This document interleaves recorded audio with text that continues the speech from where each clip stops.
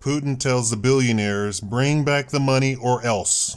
Russian President Vladimir Putin has urged a gathering of billionaires and business leaders to bring money back to the country from offshore accounts, warning that funds kept abroad could be frozen, in an apparent reference to the possibility of further U.S. and European using sanctions on Russia for its involvement in the Ukraine crisis started by the United States. Putin warned Thursday of a possible limit on the use of these capital amounts, which are located in foreign jurisdictions. Citing disturbing information from a number of countries, Putin said he suspects that attempts could be made to obstruct efforts to return capital to Russia. Just bear that in mind, he told the assembled audience. The speech was followed by a private meeting with several top oligarchs, at which, I love how they say oligarchs, but they never reference them as oligarchs in the United States.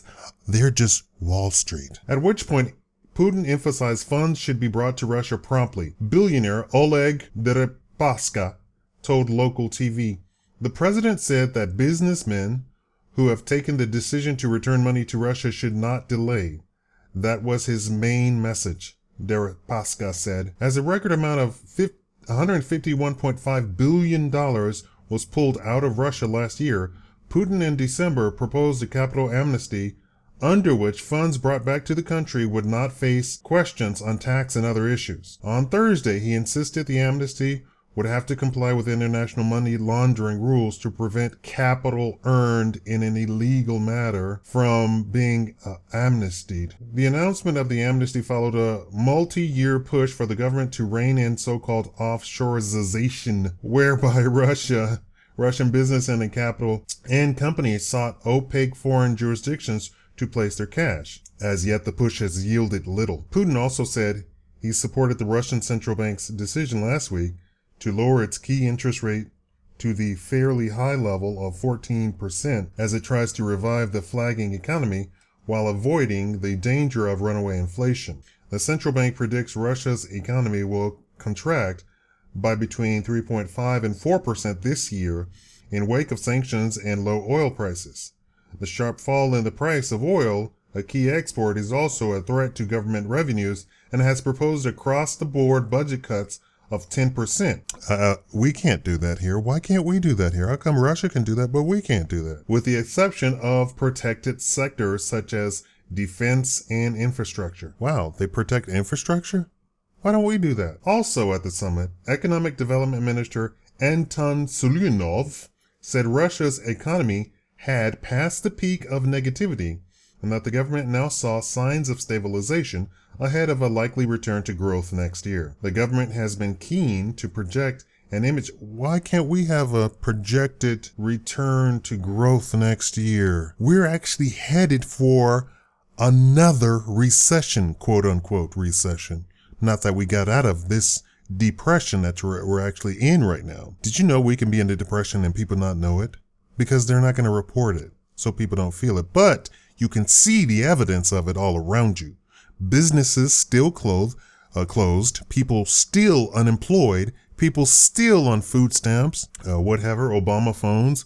Oh, now they have Obama internet. You can get internet for free. Go look it up. The government has been keen to project an image of calm since December, when a currency panic saw the value of the ruble tumble faster than at any rate since the 1998 financial crisis. The currency has since stabilized somewhat. Sulyunov also said he expected money outflows from Russia to fall significantly this year. So the billionaires are going to heed him. They are going to repatriate their rubles, and they're probably going to go ahead with the BRICS and all of that. I mean, Russia, European Union, United States sanctions. It's David and Goliath with the reality check in it. Not the whole, oh, this tiny guy beat up this giant guy with a slingshot. Really? He had really good aim. And he hit him in the eye. A tiny guy hit a giant in the eye with a slingshot. Let's have a reality check on that. That giant would stump a mud hole in him. Supposedly the giant was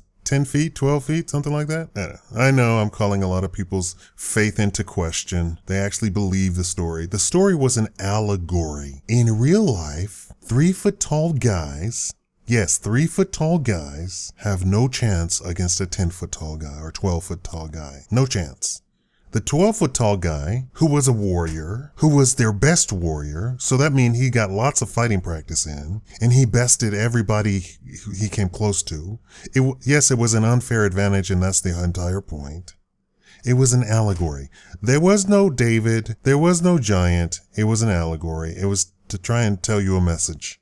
So go back, read it, and understand the message. The EU, the United States, which is now the second largest economy, and if they keep fooling around, Russia will be the second largest economy, and the United States will be the third largest economy. China is now the number one largest economy in the world, and they're friends with Russia. Anyway, there you have it. Putin is calling people out, telling them that they're playing dirty pool. You better get your money back into Russia. And not only that, but hey, I know you guys are trying to avoid taxes. So tell you what, I'm going to excuse taxes, and I don't even care what you were doing. I don't care if you were avoiding taxes for 10 years.